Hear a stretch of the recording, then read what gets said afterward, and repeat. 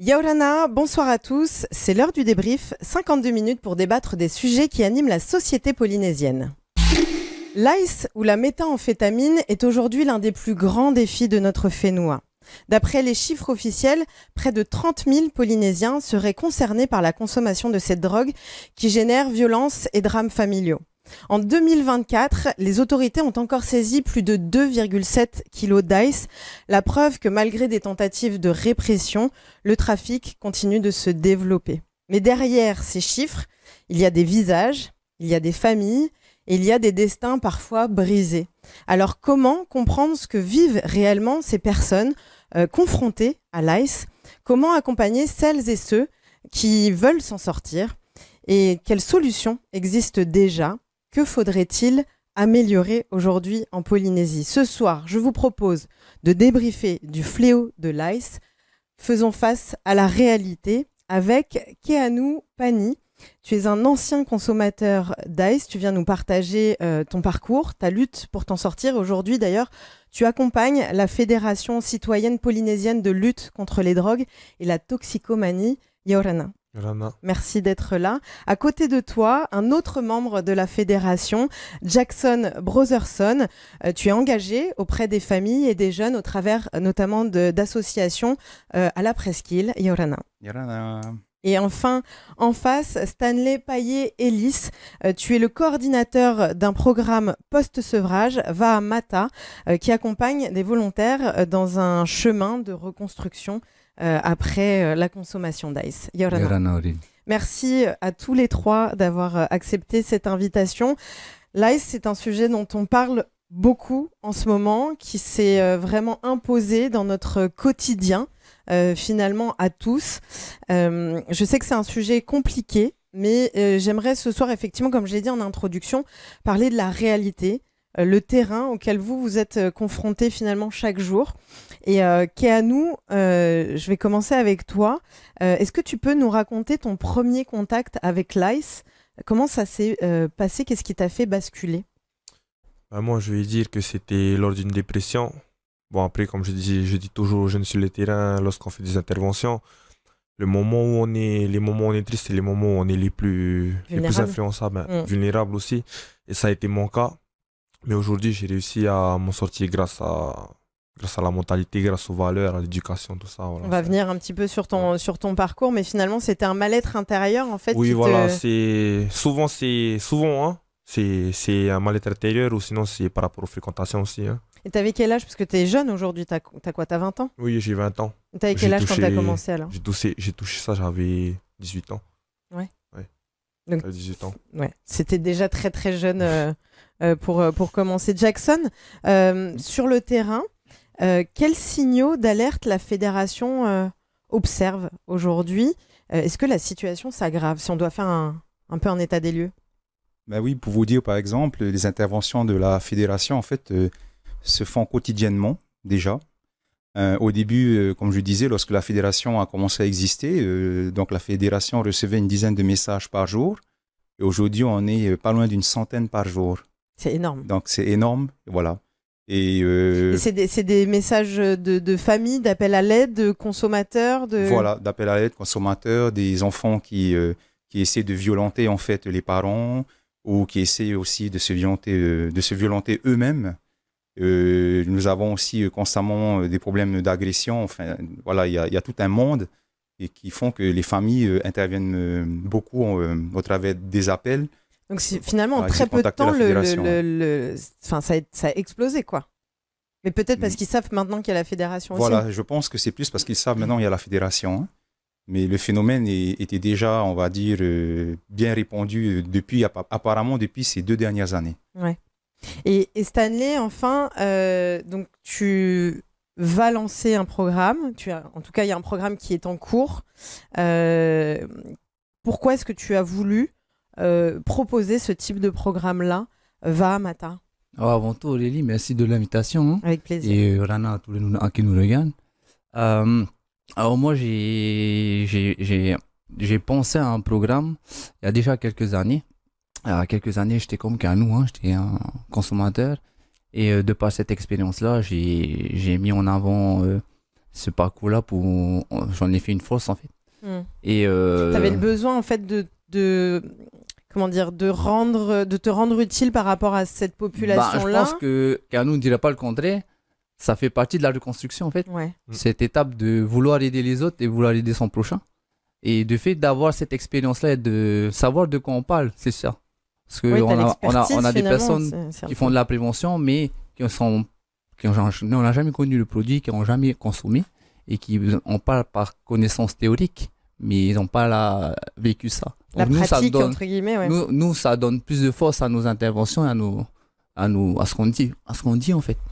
Et du coup, à travers ça, moi j'ai monté un programme, pas seul, parce que j'ai toute une équipe qui est superbe derrière moi, et un programme d'accompagnement post-sevrage. Donc on va revenir dessus. On va revenir dessus, ouais, tout à fait, pendant l'émission. Kanou, je reviens un petit peu vers toi et comme je vous l'ai dit, la discussion est totalement ouverte sur ce plateau, donc sentez-vous libre d'intervenir quand vous le souhaitez.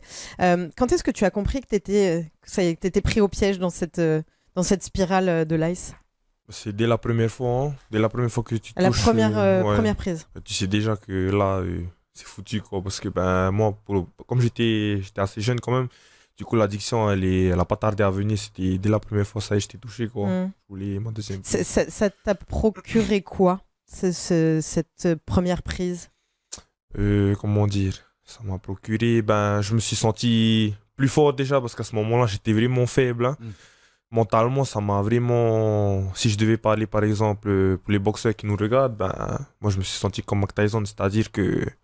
Franchement, je me sentais intouchable à ce moment-là. Une sensation de puissance. J'avais besoin de sentir cette émotion-là à ce moment-là. Parce que il est clair qu'à la normale, j'aurais... T'aurais pas été... Non. J'aurais été vraiment influençable, triste. J'avais besoin de m'affirmer. Du coup, je suis tombé dedans, quoi. Voilà. Et finalement, c'était quoi? C'était l'entourage? On te l'a proposé comme ça? On se demande un petit peu comment les jeunes arrivent à se retrouver face à ça? Déjà dans mon quartier, moi, il faut savoir que j'habite dans un quartier il y a des gros trafics dans mon quartier. J'habite à Urufiropaya. Il y a quand même des gros trafics dans ce quartier, c'est pas compliqué d'en trouver. Maintenant, moi, j'étais avec des copains une journée et c'est pas là que ça s'est passé, quoi. Ils m'ont demandé et moi, j'ai pas renoncé parce que c'est le moment, je voulais vraiment quelque chose qui va me permettre de changer les idées. Voilà, de me changer les idées. Au départ, on se dit toujours que dès la première prise, c'est bon, on va réussir à s'en sortir. Hein. Oui, je prends qu'une fois et puis après, je serai pas dedans, quoi. Oui, on a tendance à se dire ça et moi, je dis que ça, c'est totalement faux après avoir expérimenté. Hein. J'ai eu de la chance que j'ai réussi à m'en sortir aujourd'hui, mais ça a quand même été très dur. Hein. Ça a quand même été très dur. En fait, c'est important ce que tu viens de dire parce que tu sais, l'idée de se dire mais c'est juste pour essayer. Je vais juste essayer une fois et moi je vais pas tomber dedans finalement, quoi. Et en fait, c'est faux. Ouais, c'est faux. C'est ça qui est grave finalement. Est-ce que c'est ce que vous entendez aussi à la fédération? Oui, tout à fait. Hein. Il faut savoir que en fait, la ICE, c'est la drogue par excellence qui fait libérer le plus de dopamine dans le cerveau. Ouais. Et la dopamine, c'est ce que recherchent en fait toutes les personnes qui sont addictes. Et avec la ICE, on pousse la dopamine au maximum. Et en même temps, il y a des éléments dedans la ICE qui font que finalement, la dopamine n'est pas vite éliminée et que l'effet dure longtemps. Donc ça reste dans le corps, voilà. en fait. Ouais. C'est au niveau de la tête, hein, essentiellement. Hein. Et donc, au final, les sensations qu'ils ressentent sont extrêmes. L'exemple, lors de mes préventions que j'aime utiliser, c'est comme s'il y a un jeune, en fait, à l'âge de 17 ans, à qui on offrait un scooter. Donc, le jeune, il va être content. C'est une joie d'avoir ce scooter. Et puis l'année d'après, à 18 ans, on lui offre une BMW. Du coup, là, waouh, c'est mieux. Et puis si on retire la BMW pour lui ramener l'année d'après un scooter, qu'est-ce qu'il ressentirait? Voilà. Et donc là, vous voyez un petit peu le monde dans lequel, en fait, se situe la personne qui consomme cette drogue. Et donc, au final, il n'y a plus de motivation pour beaucoup de choses, il n'y a plus de plaisir, parce que quand tu as atteint ce sommet, c'est très difficile après en fait, c'est dur de revenir à la réalité. Voilà, c'est ça. D'être dans la réalité du quotidien. Peut-être pas la réalité, mais... Ça dépend des phases dans lesquelles tu te trouves. Hein. Tu as plusieurs phases. Hein. Ouais. Tu as des phases où tu consommes, où tu es en mode up, où on appelle ça le up, après le down. Hein. Donc le up, c'est la, Mets-toi bien devant ton micro. Hein. Le up, ça va être la phase où tu vas te sentir plus fort que les autres. Bien sûr. D'ailleurs, je profite pour de l'émission et de ce moment-là pour inviter les gens qui nous regardent à aller sur YouTube et regarder la vidéo de Dr Nozman sur la méthamphétamine. Vous allez tout savoir dessus. Il explique super bien avec des images. Donc allez-y, voilà, jetez un œil. Donc on a cette phase up où tu te sens plus fort que les autres. Tu fais la fête et tu fais la fête à ne pas dormir. Et tu as cette phase down où le produit va plus faire effet. Et là, tu vas te commencer à être en manque, à chercher. C'est là que les périodes, les phases d'agressivité vont commencer. Parce qu'en fait, quand tu es... Ouais, ton cerveau, il réclame en fait. Ah ouais, ramène-moi dans ce cette bien-être. phase-là, Quoi. Ouais, et après, plus tu cumules les phases up, plus le down est dur. Voilà. C'est ce que tu as vécu aussi, Cano? À peu près, oui. N'hésitez pas, vas-y. Voilà, il faut savoir que la sensation ressentie, elle est tellement agréable que finalement, celui qui consomme une fois, très souvent, il a envie de réessayer une deuxième fois. Et puis vient un moment où l'addiction est là. Après, les effets sur chaque individu, en fait, va dépendre de l'individu. Mais parfois, c'est très rapide. Ouais. Voilà. Et généralement, l'état d'agressivité, en fait, qu'on a pu observer, ce n'est pas lorsqu'ils sont sous l'influence de la ice. C'est après coup, dans sa phase de down. C'est là où, finalement, si ça fait longtemps qu'il consomme, il peut devenir quelqu'un de très, très dangereux. Donc, finalement, on se met en danger soi. Oui. On met en danger tout le monde. Tout le monde, ouais. Tous ceux qui nous entourent. On voit plus rien, on comprend plus rien. Non, c'est surtout au niveau de la petite famille que ça ramasse, quoi. Vraiment. Hein. Pour mon cas, et ce que j'observe aujourd'hui sur le terrain, par exemple, quand on va sur le terrain chercher certains cas et tout, c'est juste parce que voilà, il n'y a pas leur dose, ils demandent à leurs parents, tout ça, et les parents ne donnent pas parce qu'ils n'ont pas forcément le financement et tout, ça y est, ça part, quoi. Ça, c'est vraiment la phase down que tu disais, quoi. En ce moment, on en rencontre beaucoup. Ici, c'est commun, ici en Polynésie. Hein. On parle des jeunes, mais il n'y a pas que les jeunes, en fait. Il y a tout âge. Ouais, ça touche tout le monde. Ouais, tout âge. Il y en a, ils viennent juste de commencer. Il y en a d'autres, ça fait plus de 20 ans qu'ils consomment. Ça fait si longtemps que ça qu'elle est présente, cette... Moi, je pense que c'est plus Charles qui donnera la réponse à cette question, mais il me semble que oui, ça fait bien. Mais surtout en cercle fermé. Pas vendu comme ça publiquement, quoi. Après, pour, si c'est pas trop indiscret, pour l'âge, au niveau de la fédération qu'on a repéré, l'âge du plus jeune consommateur, elle se fait de 7 à 9 ans. Le plus jeune consommateur à 7 ans 7 ans à 9 ans, ouais. Et ça, c'est obligatoirement par le cercle familial. Ça peut pas être autrement. Parce que moi, à cet âge-là, j'étais en train de jouer au billes. Oui, c'est ça, c'est clair. J'étais en train de jouer au billes à cet âge-là, et là... Quand tu vois des enfants de 9 ans et tout qui pleurent à leurs parents parce qu'ils n'ont pas leur dose, ils veulent leur dose de temps, là ça devient grave, quoi. Ouais, carrément. L'heure est grave, quoi. C'est pour ça qu'aujourd'hui on essaye de se mobiliser au maximum sur le terrain. Bien sûr. C'est pour pouvoir arranger ces situations et éviter franchement que ça... Voilà. Que ça pète, quoi. Ouais, que ce soit pire. Parce que même si je dis pas de bêtises, si je me trompe pas, il y a aussi des bébés qui naissent à la naissance et qui sont chopés avec ça dans le sang. Les parents qui consomment. Voilà. Ouais. C'est de plus en plus pire, là, c'est transformation apocalypse. C'est de l'esclavagisme. Hein. Oui, c'est un esclavagisme psychologique, physique. Ils ne peuvent pas faire autrement. Ceux qui sont dans cette addiction, en fait, il y a des effets à court terme, et parmi ces effets-là, la personne, elle a besoin d'avoir sa dose, donc elle a besoin d'argent. Et tu peux être sûr que dans la maison, il y a beaucoup de choses qui vont disparaître, dans le voisinage, facilement. Dans la vie de tous les jours, par exemple, t'entends, il y a des voitures qui disparaissent, il y a des vêtements qui disparaissent. Ça pousse à l'extrême dans tout, en fait. Vraiment, ça pousse à l'extrême. Il y a beaucoup d'affaires qui ont été d'affaires d'ICE, qui ont été un peu camouflées par du vol, par des violences. Ce qui est mis en avant, c'est l'infraction qui est mise en avant, c'est la violence. Mais derrière, on ne parle pas de l'ICE qui a provoqué la violence. Qui est finalement la raison Et en fait, initiale, au final, on a un taux d'affaires de l'ICE qui est vachement inférieur à tout le reste. Alors que la réalité, c'est pas des si on affaires camoufle la réalité, on va dire. Les vols, tout ça, les agressions, tout ça, les violences intrafamiliales. Et alors, on pourrait penser que ça se limite peut-être à Papeete et les villes alentours, mais ça touche tout Tahiti, ça touche toute la Polynésie. Toute la Polynésie, ouais. Même dans les îles éloignées. Même mes connaissances avant, c'était... Le Haï, je pense que c'était un cercle assez restreint. Hein. Avant, c'était un cercle assez restreint, mais maintenant, tu trouves ça comme des petits pains. C'est-à-dire que même les ventes les ventes de Paca, pardon, c'est inférieur à la vente de C'est Ice, quoi. minime. Au jour d'aujourd'hui. Dans tous les quartiers où tu pars, ça y est, tu sais que dans le coin, il y a une vente de Ice, quoi. T'as même plus à te poser la question tellement c'est fréquent, quoi. Nous, sur les interventions, on reçoit au moins, comme il disait, plus de 100 messages par jour, mais c'est réel. C'est réel. Des fois, c'est à ne pas dormir la nuit, quoi. À la presqu'île, on en parlait un petit peu avant l'émission. La presqu'île, c'est aussi un lieu spécifique. Ah oui, quoi. parce que il y a des endroits comme Chopo qui est un lieu d'échange en fait international. Et donc là, pendant les périodes de compétition de surf, bien sûr, hein, on a besoin d'approvisionner parce qu'il y a beaucoup de consommateurs. Et Chopo ou Tautira, ce sont deux zones assez difficiles à pouvoir en fait contrôler parce que le temps que les gendarmes arrivent, que ce soit par la mer ou par la voie routière, il y a des sentinelles tout le long. Donc du coup, après, il suffit de prévenir et puis tout disparaît. Et au jour d'aujourd'hui, en fait, pour un gendarme, c'est très compliqué parce que il doit bien, en fait, comment on appelle, créer sa saisine, monter son dossier avant de pouvoir présenter.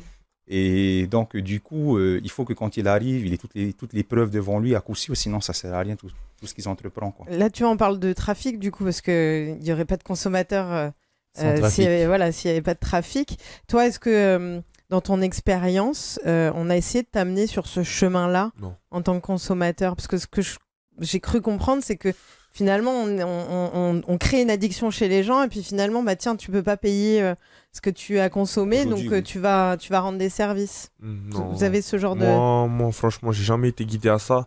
Voilà, non. Concernant le trafic, je pense que la plupart des gens ne se rendent pas compte de la gravité dans laquelle on se trouve, la réalité dans laquelle on se trouve en fait, parce qu'on va bien plus loin que la Polynésie. Oui, c'est forcément international. On est fourni par l'extérieur. Ouais. Et je ne sais pas si vous avez remarqué dernièrement, au départ, les mules venaient de chez nous. Aujourd'hui, en début d'année, on a arrêté une mule, mais il ne vient pas de chez nous. Ouais. C'est un étranger.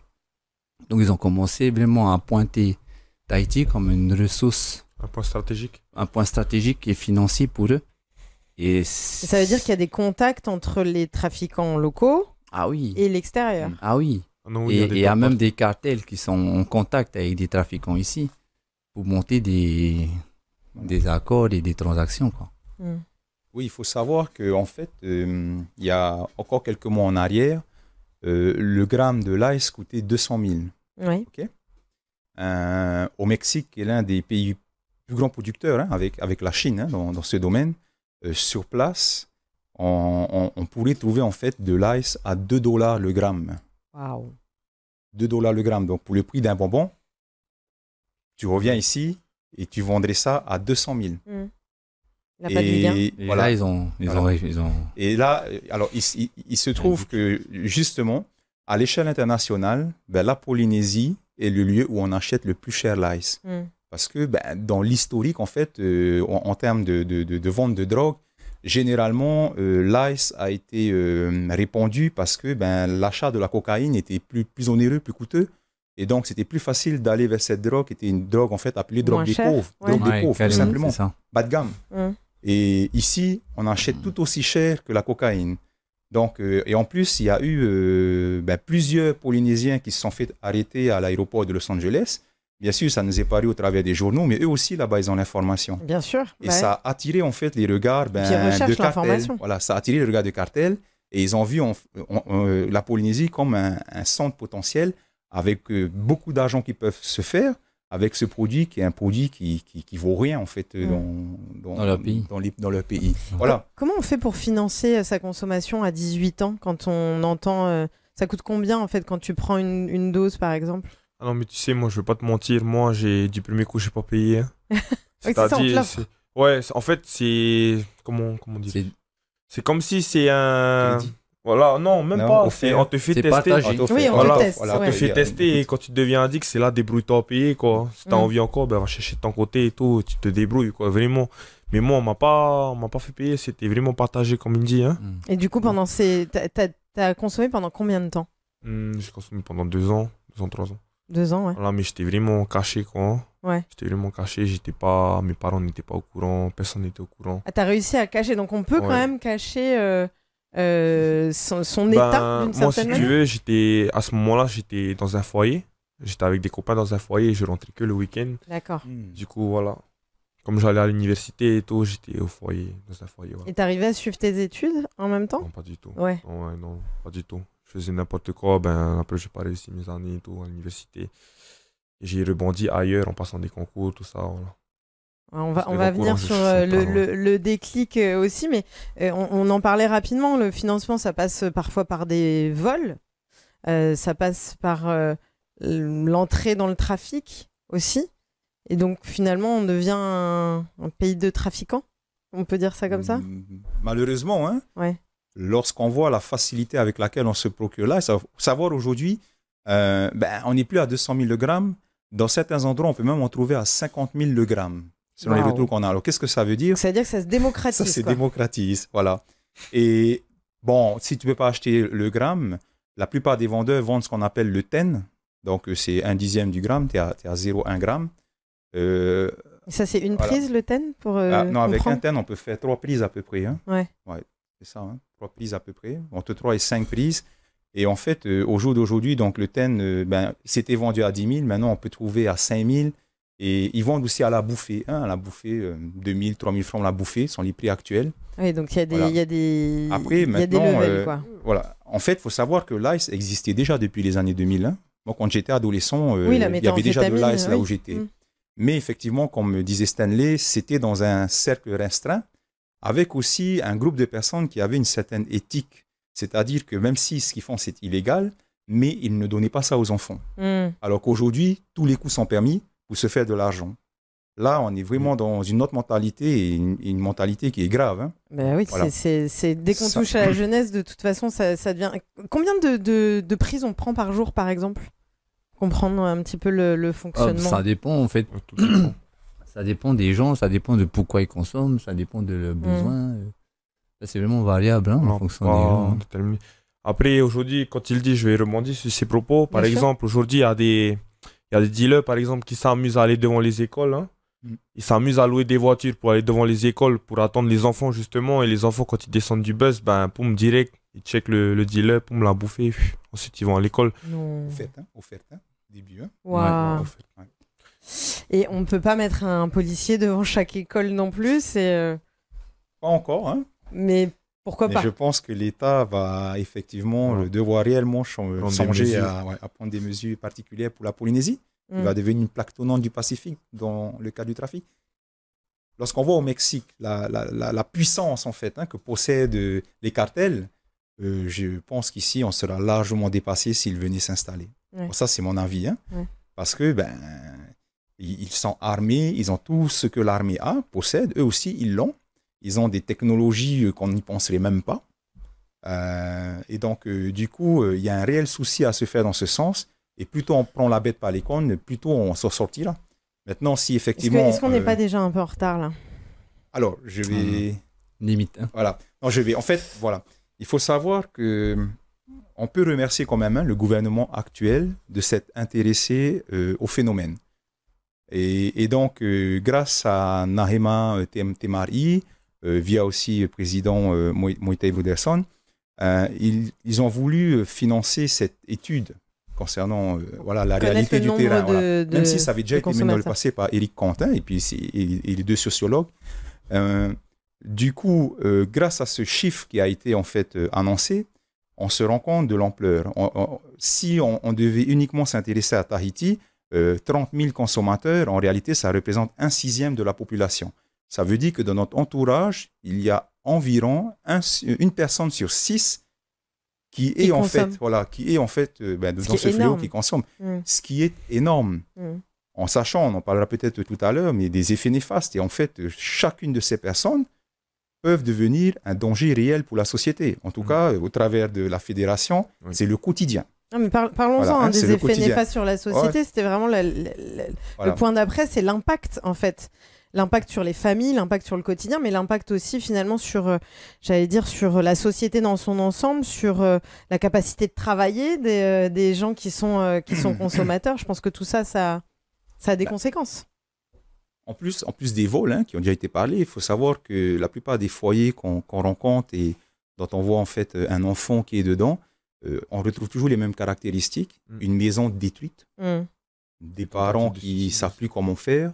Après, oui, il y a des tentatives de suicide, mais ce qu'il y a en fait de terrible, c'est qu'au bout d'un certain temps, alors le plus court qu'on a pu avoir comme témoignage, c'est à partir de la 5e prise, il y a des personnes en fait qui deviennent schizophrènes.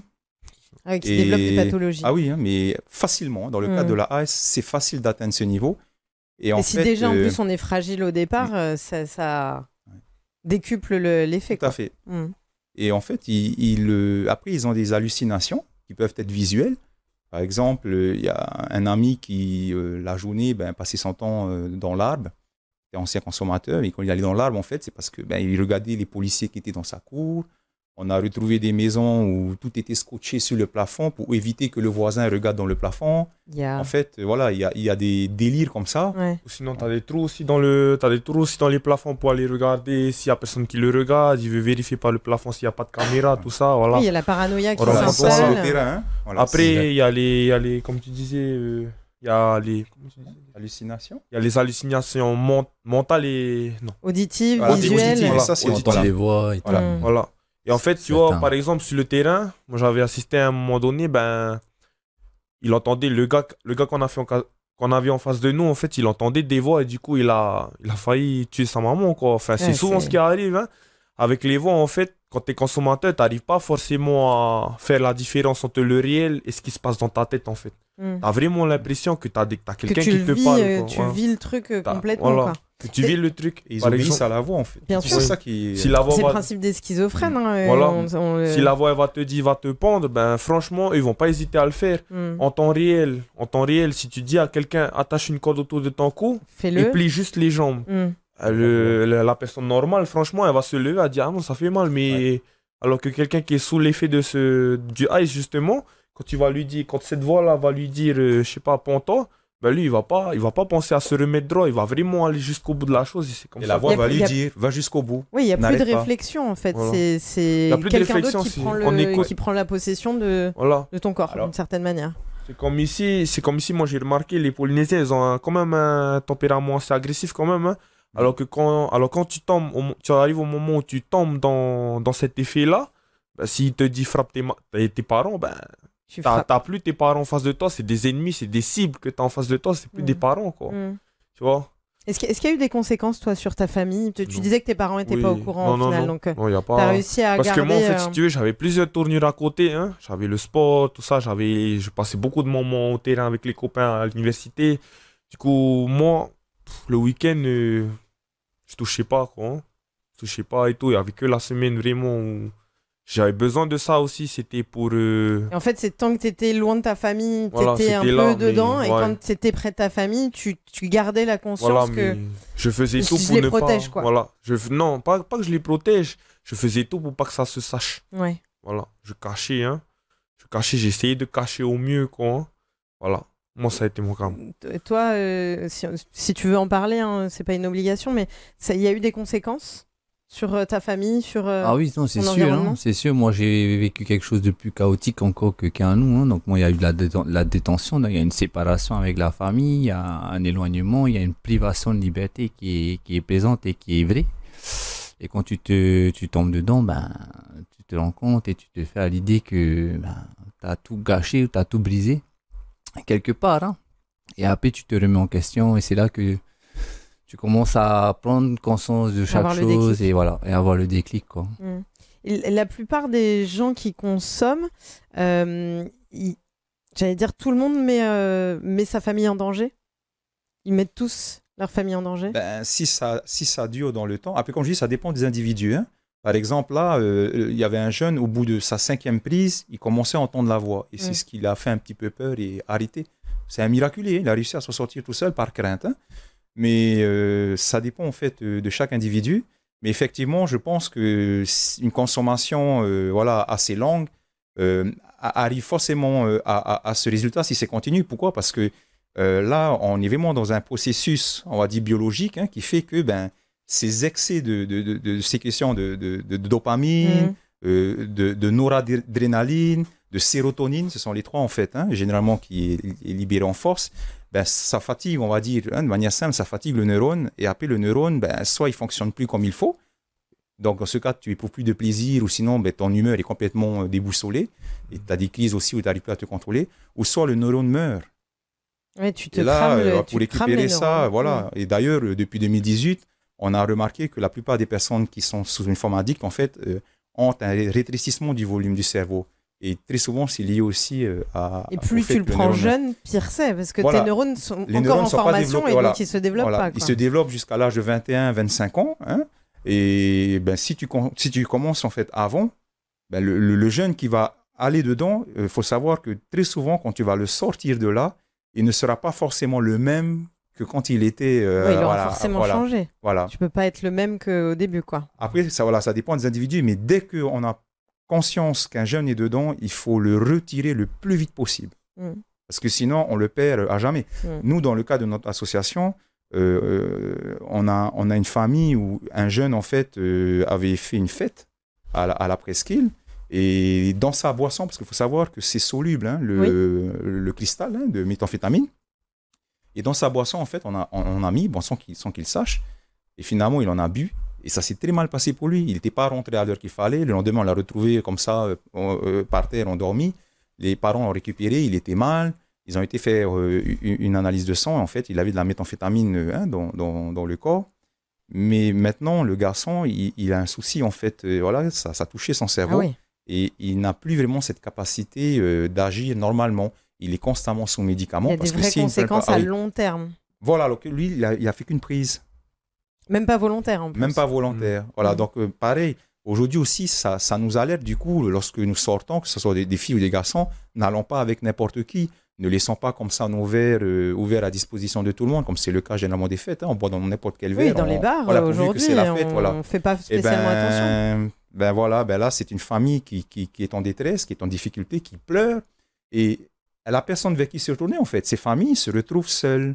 D'où l'intérêt de l'association qu'on a menée, et puis de la fédération, de créer en fait voilà, ces cercles de parole pour recueillir toutes ces informations, de trouver des stratégies après avec la fédération, des stratégies, des bonnes propositions que l'on fera au gouvernement et surtout à l'État qui est le premier responsable en fait on va dire de tout ce qui est de la sécurité d'abord, mais aussi d'une grande partie de la santé. Ça fait un peu peur, j'imagine que les personnes qui nous regardent vont se dire, moi je vais plus laisser mon enfant sortir. Mais en même temps, il vaut mieux faire peur aujourd'hui, prévenir que guérir, comme on dit. Non mais il y a de quoi, parce qu'aujourd'hui c'est plus, comme il disait, c'est démocratisé carrément, dans le sens où ils se cachent même plus, quoi. Ouais. Les gens se cachent plus. Hein. Déjà pour le PACA, tu roules à 5h du matin, tu roules à 6h du matin, tu vois toujours un gars sur la route avec sa pipette, mais vraiment au bord de la route, quoi. Il se cache plus. Hein. Ouais. Il n'y a plus de limite, en fait. Voilà, il n'y a plus de limite. Et quand tu te dis que là, les dealers, ils commencent à aller devant les écoles. Mais ça, c'est vraiment qu'il y a quelque chose, quoi. Ouais. Et alors, je voulais, on parlait de ton déclic à toi et la nécessité de changer quelque chose pour se sortir de tout ça. Toi, tu as réussi à t'en sortir par toi-même, tout seul? Oui. Parce qu'à l'époque, j'avais demandé à Chadra Envoyé aussi de m'aider. Il y avait un matin où je l'avais appelé parce que j'en avais complètement marre et tout. Du coup, on a parlé, on n'a pas pu se voir, on a parlé et je me suis reposé les bonnes questions. Comme il disait, hein, c'est une prise de conscience. Hein. Tu te dis que tu as des valeurs et tout, on t'a apporté une éducation. À un moment donné, il faut arrêter les bêtises, quoi. Tu ne peux pas te laisser aller dans cette chose-là. Peut-être parce que tu avais une certaine forme de force mentale aussi encore. Il y en a qui sont peut-être plus faibles.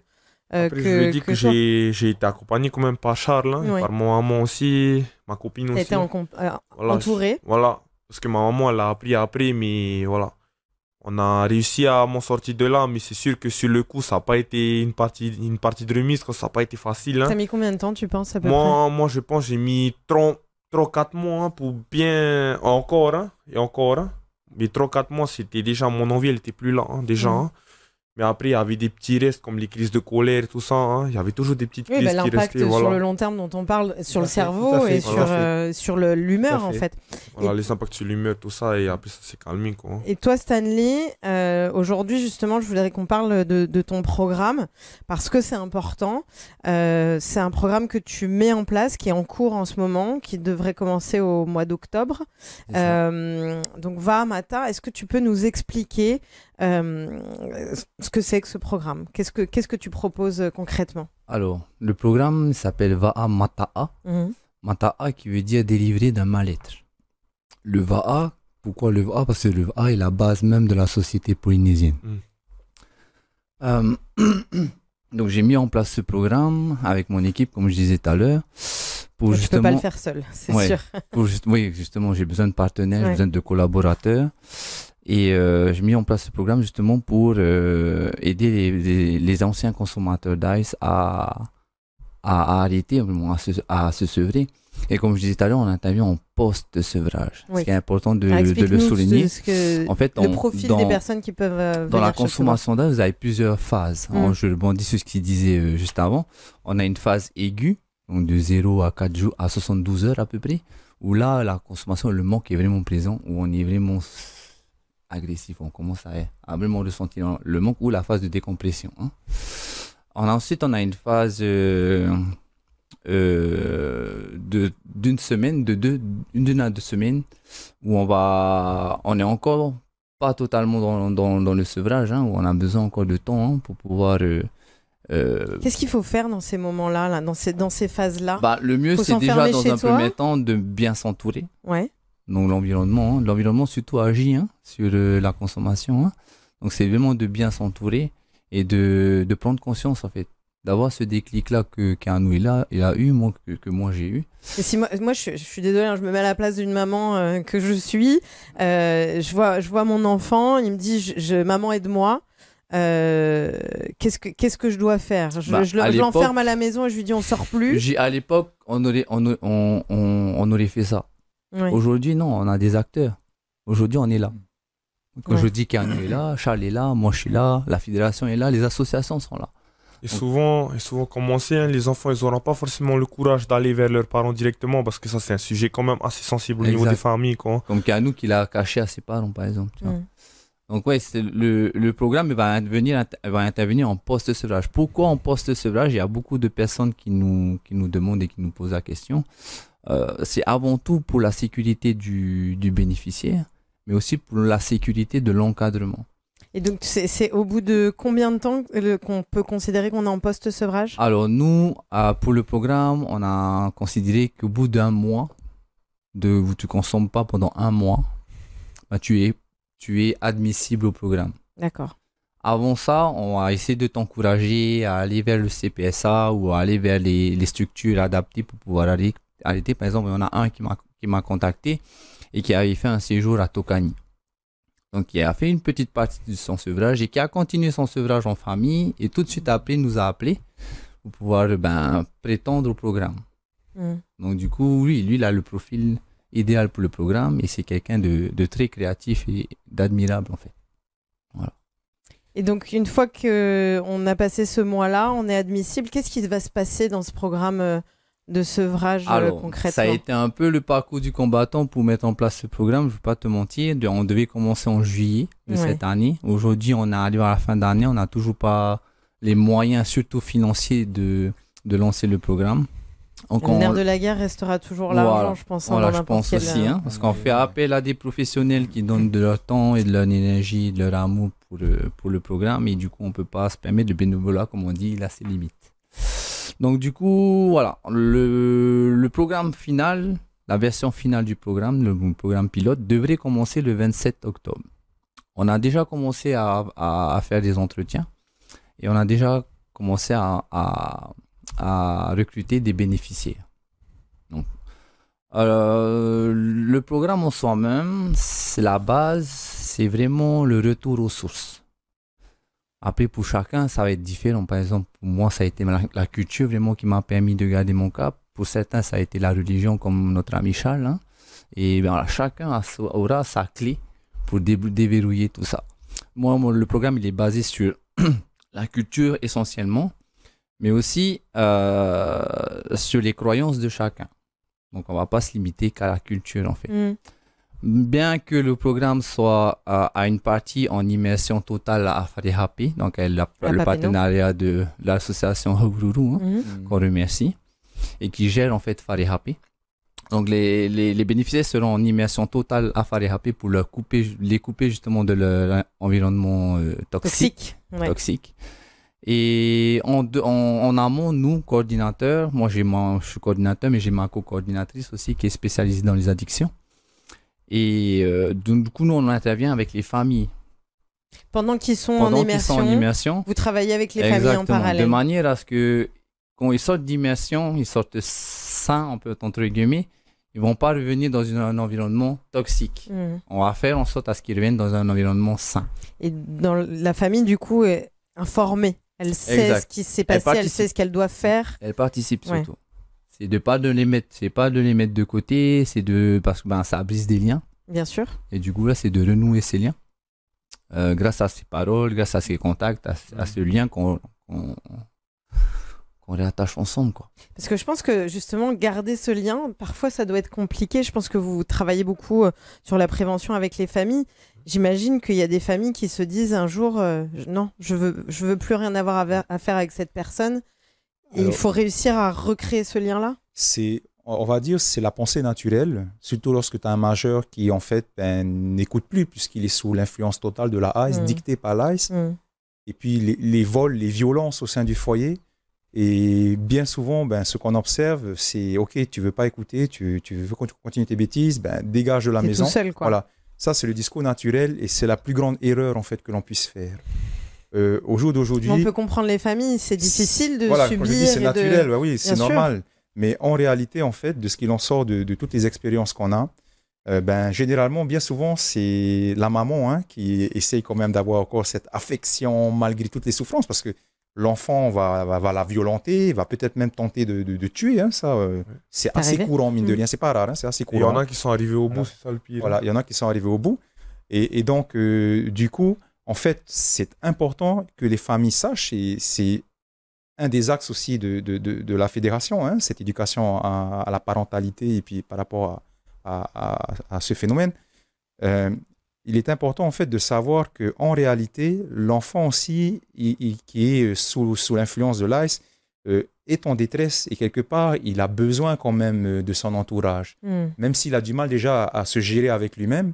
Mais en réalité, c'est dans le moment, en fait. C'est le moment important en fait où toute la famille d'un commun accord doit trouver comment on appelle, un partenariat, une entente pour justement ne pas le rejeter, mais essayer en fait de créer quelque chose qui va permettre d'aider la personne. Et nous, avec la fédération, on est là aussi pour apporter des compléments dans ce sens. Mais si jamais on fait naturellement, on veut éjecter la personne du milieu familial, il y a de fortes chances que vous perdiez définitivement la personne. Elle va se donner la mort, très souvent. Donc, la plupart des personnes qui ont réussi à sortir de ce milieu, ce sont des personnes qui ont été entourées malgré tout ce qu'elles subissaient, en fait. Malgré tout ce qui s'est passé que les familles subissaient, avant, quoi. Ils ont quand même essayé d'entourer, de garder, et finalement, progressivement, ils ont réussi à récupérer. Et pour continuer sur ton programme, excuse-moi, juste pour aller jusqu'au bout, on a cette immersion, on forme les familles. Et ensuite, qu'est-ce qui se passe? Ça dure combien de temps? En soi, le programme, il dure 6 mois. Oui. Donc, pendant 6 mois, on va accompagner ses bénéficiaires. Ce qui a été annoncé sur la version finale, ça dure 8 semaines, mais ça va bien plus loin que ça. En fait, on a une partie immersive, du coup, qu'on a réduit, parce que de base, on devait faire l'immersion sur 3 mois.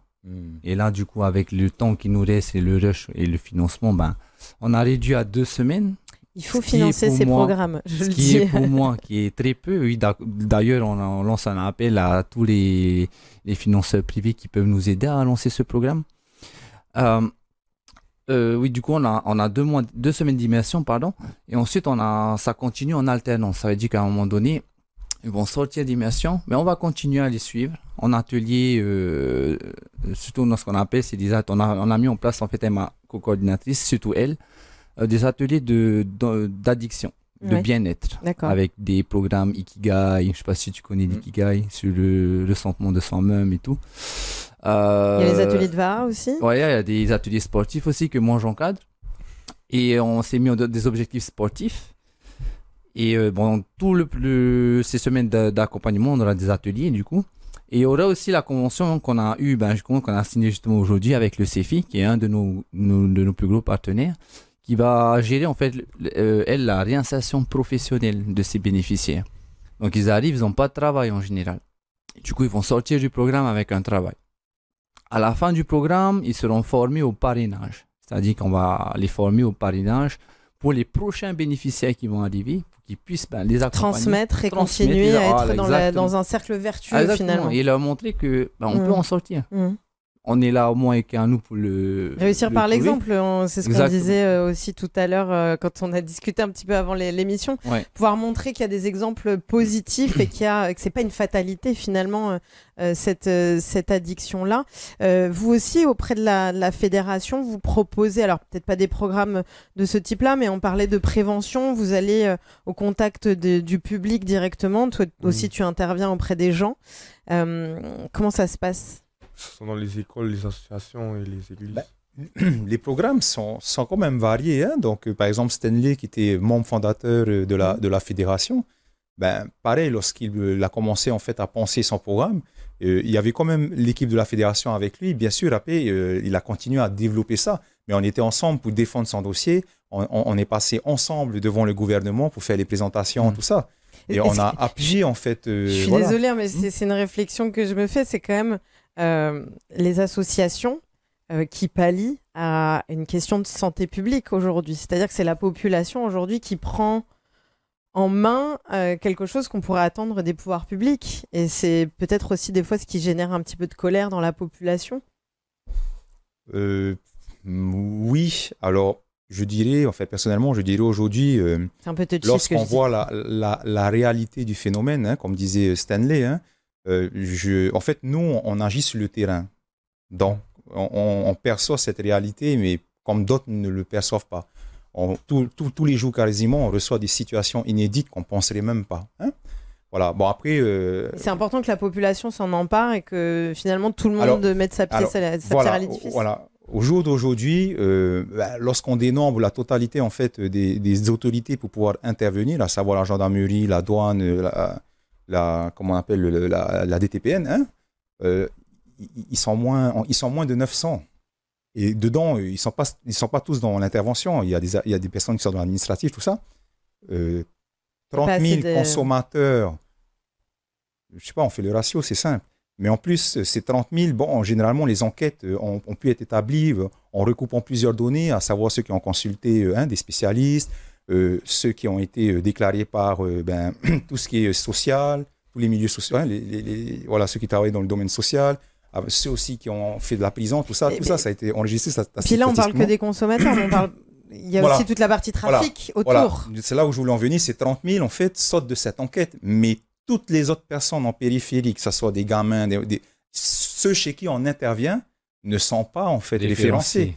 Et si par exemple, je dis qu'aujourd'hui, on est peut-être à 40 000, voire 50 000 consommateurs, je suis très loin d'exagérer.